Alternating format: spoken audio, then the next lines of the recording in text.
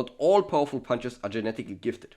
When you look at the top fighters with the most power, you will see a pattern and some tweaks that they do with their punch that normal people don't. And I did those tweaks myself and my power has gone up so much, so I know that they work. And also some of those things are even scientifically proven. So after this video, when you learned everything, you will get more power guaranteed. Now, number one, what nearly every fighter does that has power, and you need to do it because if you don't have power.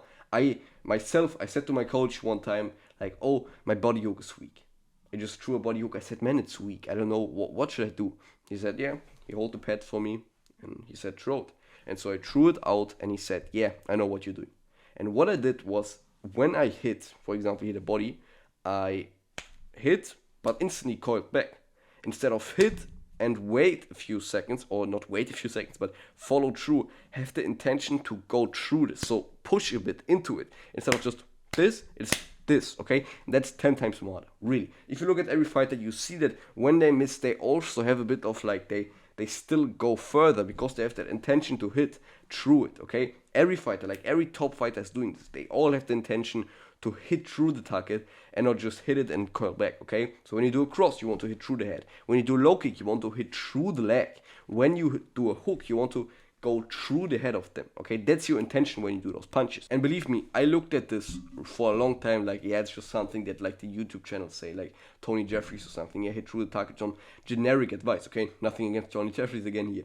But, you know, like the basic boxing advice, I thought it's just that, it's not really working. But as soon as I did it, really my power has gone up so much and I know that it works, okay? So do the follow through. The next thing is planting your feet. Now, that's something that I again see personally in me. And when you look at the best fighters, okay, when you look at the best fighters, you see that their foot doesn't rotate that much or not at all, okay? Not at all or not much. They don't really rotate in their hook. They don't really rotate too much in their cross and so on. They plant their feet. And when you just try that out, okay, when you just try that out and you stand up and you do shadow boxing, you can do that now. And you try it one time like your hook where you do like the full rotation where like your feet twist, or you do the hook where you plant your feet and you don't even rotate it. And you will see that your power goes up. You will see that your power goes up with this, okay? I see myself when I plant my feet, my power goes up, okay? My power goes up. Still my hip rotates, my hip doesn't just stay there and it's not just that. You need the whole body to get power. But when my feet plants, I get more power, okay? So some things where I still rotate my foot, of course, like the high kick, I still rotate my foot on low kicks. Like most of the time on kicks, I rotate them. But on the punches, I don't. I don't really rotate it much. If I rotate, then not really, really hard and not really far, okay? Really a slight rotation. That's what I do. And this will give you more power. And again, look at the high-level fighters and you will see that they plant their foot and they don't even rotate that much. Now the last thing is really, really important, okay? We have the kinetic chains and the stretch shortening cycle. Now these two things is something that the high-level boxers and just boxers that have power use, okay? When you see a boxer that has power, again, we can see Alex Pereira, we can see Canelo, we can see all of those high-level people that knock people out, that have a lot of power. When we look at them again, we see one pattern, and that is they use the kinetic chains and the stretch shortening cycle. Okay, so first of all is the stretch shortening cycle. Now, the stretch shortening cycle is really important for punching power, okay? Like all of your power, if you don't use that right, you will have no power, guaranteed. If you use that right, then you will have knockout power. That's where like all of the power most of the time comes from.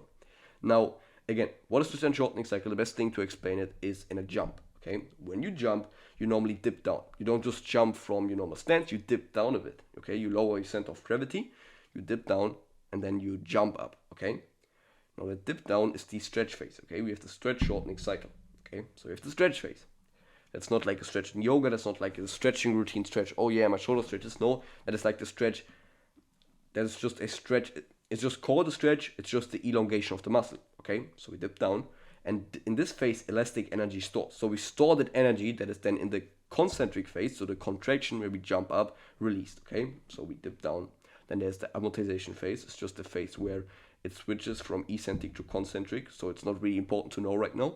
But then we have this phase, and then the contraction, the jump, okay? We release that elastic energy that is stored, and we jump. Now, if I just jump from here, I don't get as much elastic energy stored, so I just jump like this. If I dip down a bit, I jump like this. The same with a punch. The more elastic energy you can store, the better your power, Okay, so it's really important that you use that stretch shortening cycle in your punches.